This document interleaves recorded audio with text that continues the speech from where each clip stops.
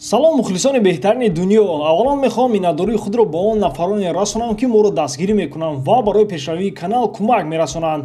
ҳазор раҳмат, ҳамавақт зинда бошед ва барои шумо ман қариб ҳар рӯз видео мебарорам то ин ки шумо дар ин рӯзҳои карантин зиқ намонед. ва одамоне ки дар комментария менависад ки хабарҳои ту дурӯғ аст, ту аз куҷо медонӣ?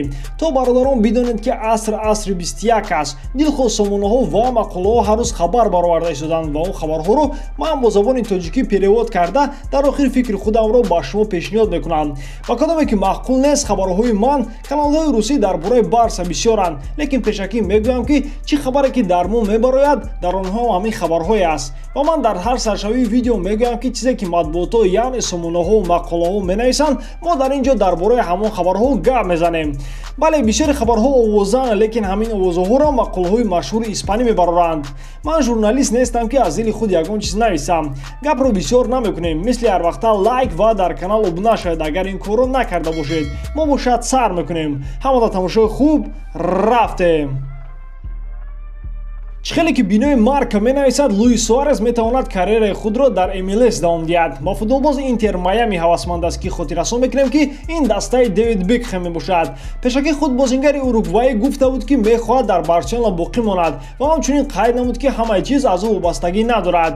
ҳамин тавр ӯ ишора намуд ки ояндаи ӯ дар Барселона ҳоло номаълум аст. дар ҳақиқат роҳбарият фурӯши ӯро ягон маротиба нигоҳ накардааст. гӯш кунед, клуб тайёр аст Гризманро фурӯшад ва дар қарз худро гум кунад то ин ки бо Лаутаро Мартинес шартнома бандад, лекин ҳеҷ вақт Суарезро намерасанд. мумкин вақти омодааст ки бо ӯ хайрухуш кунем? Не, барои он не ки ӯ бозингари бад аст, танҳо вақташ омадааст. хайр, розӣ шавед бо ман. нисбат Гризманро фурӯхтан хубтараш Луизро фурӯшам, барое ки бозингари уругваӣ аллакай 34 сола аст ва ӯ баъди травмаи ҷиддӣ ба майдон бармегардад.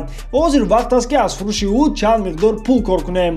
бале, ҳар яки шумо дар ин бора фикри худро доред, лекин ман ҳамин хел меҳисобам. дӯстон, сарпарасти видеои мо ширкати AdinXBet мебошад. онҳо на танҳо моро дастгирӣ мекунанд, балки дастаи Барселонаро. барои пешравии канал ва тез баромадани видео ба ссилка комментария буда даромада танҳо регистратсия кунед ва бо промокоди BarsATG соҳиби $100 гардед. дастгирии шумо, пешравии мо. ба фикрам сериали Мартинес ба наздикӣ тамом хоҳад шуд. бозингар қарори худро баровард ки дар куҷо карьераашро мехоҳад давом диҳад. мақолаи талавӣ қайд мекунад ки Лаутаро ба босҳои Интер гуфтааст ки тайёр аст ба Барселона гузарад ва як бора аз шартномаи нави онҳо даст кашид. милан маҷбуракӣ ӯро дар даста нигоҳ намедорад, лекин кӯшиш мекунад ки аз фурӯши ӯ пули калон ба даст биёрад. аввалан Интер 90 миллион евро мехост ҷамъи Гризман, аммо дастаи католонӣ ба ин чиз розӣ нашуд. барои ҳамин Барса мехоҳад таъфиф гузаронда як бора се бозингари худро диҳад: Артуро Видал, Хуан Фирпо ва Нелсон Самеду. ва чихеле ки дар боло гуфтем, Барса тайёр аст Луис Суарезро фурӯшад то ин ки барои Лаутаро ҷоро холӣ намояд ва Месси ин қарорро қабул кард.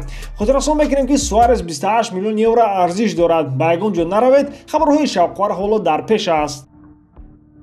нигоҳ накарда ба пешниҳоди калони Манчестер Юнайтед ва розӣ шудан ба ин, экспертҳои аврупоӣ боварӣ надоранд ки Санчо ба девҳои сурх мегузаранд.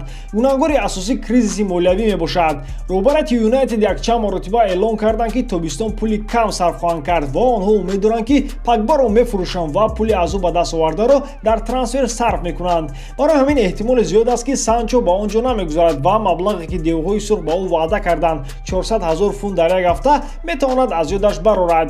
ба наздики Бавингер ду топ дастаи испанӣ ҳавасманд шуданд: Реал ва Барселона. хабар аст ки дастаи шоҳона ва дастаи каталонӣ аллакай бо Боруссия ба алоқа баромаданд ки онҳо тайёранд бозингари англисиро бо нархи 100 миллион евро сар диҳанд.